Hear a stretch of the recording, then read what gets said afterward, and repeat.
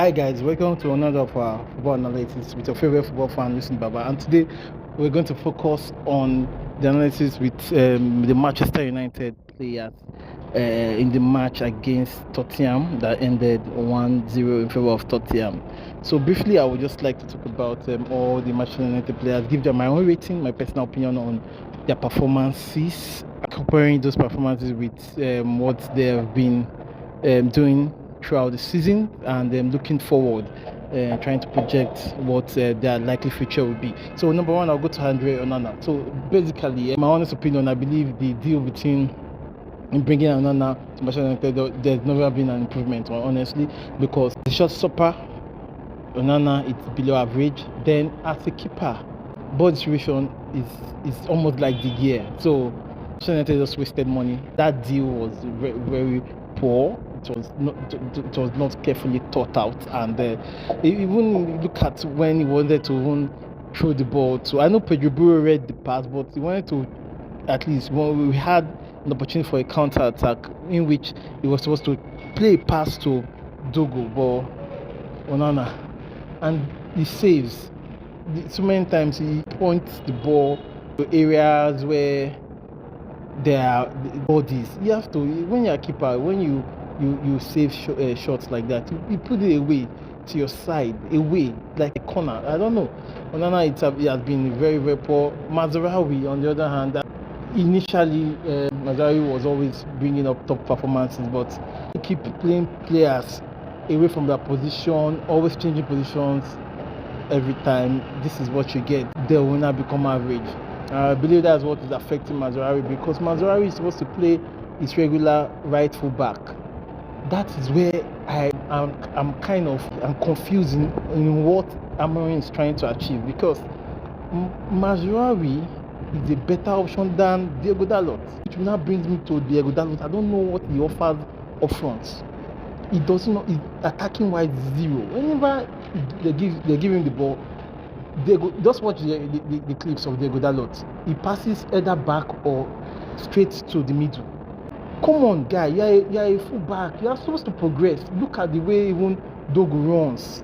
My fear now is they might bring in this stupid pattern and make this guy change his way, his style of play, because as a fullback, you are supposed to progress with the ball. Take on your player.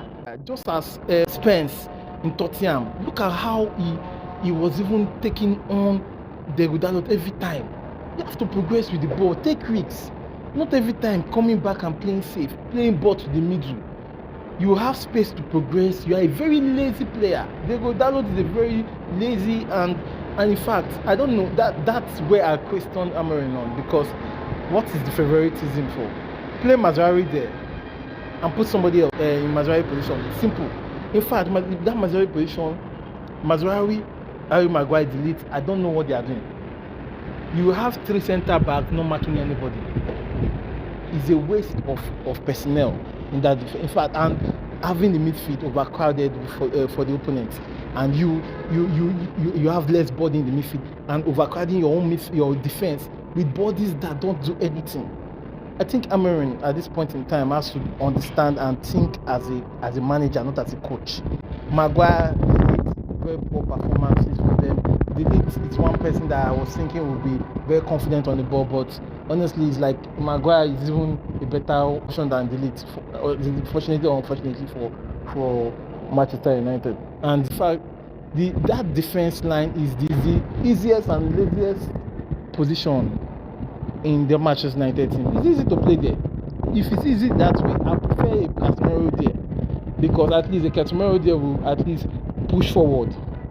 Having the likes of Maguire, Delete, and Mazraoui in that place is, one is supposed to be a sweeper, one is supposed to be moving and join attack, but all we just sit down there, be defensive for nothing. Nobody are marking.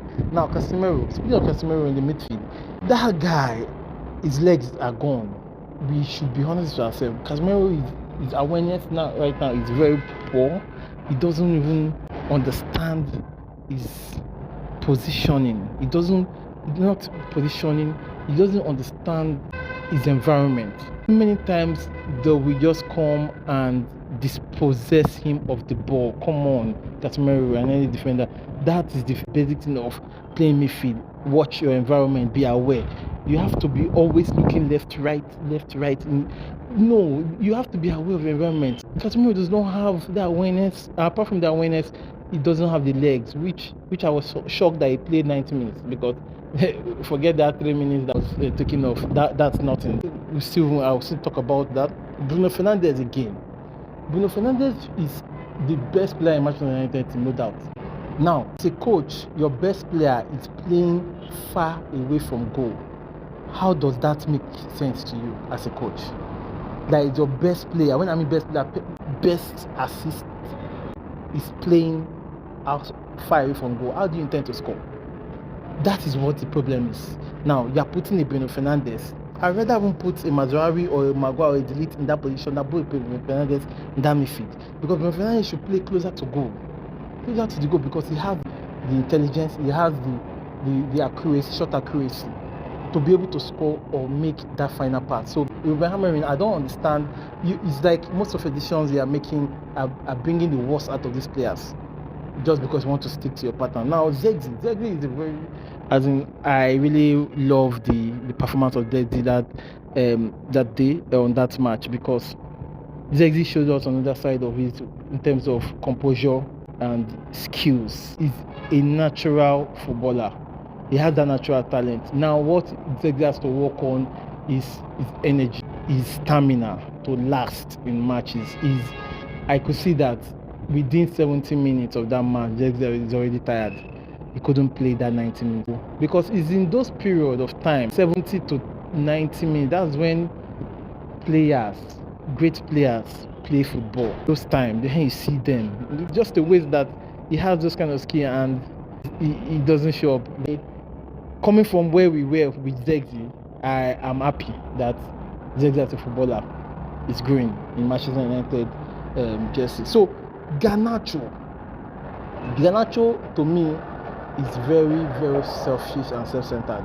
Take it anywhere. Garnacho should not be playing for Manchester United. That boy, if he's playing for Manchester United, just leave a Garnacho up front and nobody should just open for him. He should just be playing his stupid football. All he thinks about is self-glory, how he cuts in and shoot a shot. That's not how football works. Football is a team sport. You attack together, you defend together. You cannot every time not pass to your overlapping player. Why will you continue to do that? Nothing you do will affect the player himself, not just win you. Have options. These are basic things that other elite teams do. When the overlapping player comes, you pass the ball to him, then he plays the ball, then there's a tapping. Come on. It's not every time our strikers will have to struggle to score goals. There should be some opportunities for tapping. Garnacho is a very stupid, selfish boy. He doesn't know how to play football as a team. He just carries the ball, run like headless chicken and run and probably if he meets a rock, then that's it. Come on, man. Play the simple things. Do the simple things. Giving the ball, Dogo will overlap. You lay it to him. Dogo will square play. Zexi or Young, we have a tapping. It's very basic. Come on. And this is making me even think again, like, what is Amorim training these guys for? Garnacho has been playing this same way before Amorim. Now Amorim is here. I expect a different. If he wants to be playing like this, then take him to fullback. I would rather put him in the position of Dalot now than putting him in that very critical position. What I don't understand why and Rasmus is it was this normal Rasmus that is always fighting with defender and cannot find space for himself. I don't really have much to say about him because people around him were not just up to speed. The fullbacks hardly had opportunity to cross inside the box, and the one that had opportunity to cross couldn't make the cross. So many poor performances down the line. So lastly, I will talk about Amorim. Honestly, Amorim, from my analysis so far as a Manchester United fan or as a football fan, looking at Amorim is more of a coach than a manager, because you can't tell me that you have players like this and you cannot bring results to these players. Come on, look at Moyes. They don't need to sign all these your players before you bring results. You should be able to manage them and get a result. That's the manager. But a coach tends to want to impose his philosophy on players and needs to buy players that will buy into his philosophy. So that's the coach. Amorim is more of a coach than a manager.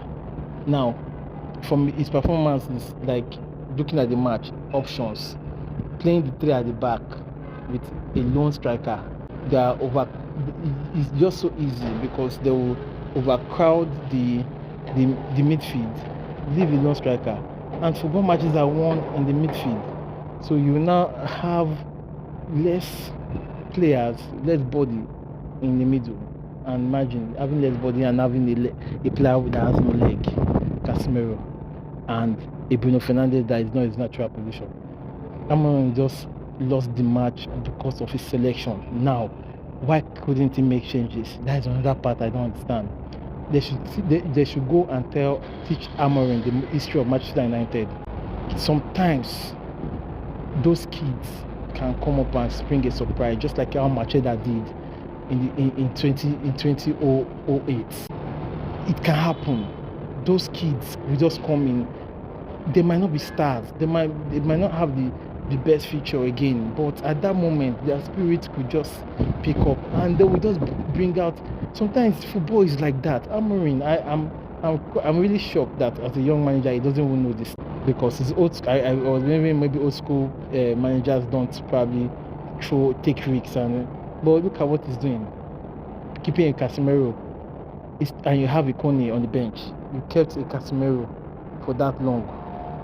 Come on. You kept a Rasmus Hojlund. You kept a Zexi that was tired for that long. Come on. You kept a Dalot that couldn't even produce any. What is all this? Like, he should look at himself and judge himself. The problem is him. Amorim right now is the problem, because he has refused to use the player that he had. Manchester United, him and Ten Hag are almost the same, because Ten Hag is like a coach also. He wants players to play his style of football. He needs those players to come and play. Come on, make do with what you have. Then gradually you buy in players. You can't just tell me that these players cannot play. I cannot buy that, because Everton is a simple example for everybody to see. Those coaches know that they have to use what they have. I don't understand this. Well, that's my analysis for the Manchester United squad against Tottenham. Please do like our videos and share, and follow us on all our social media platforms for more. Thank you, guys.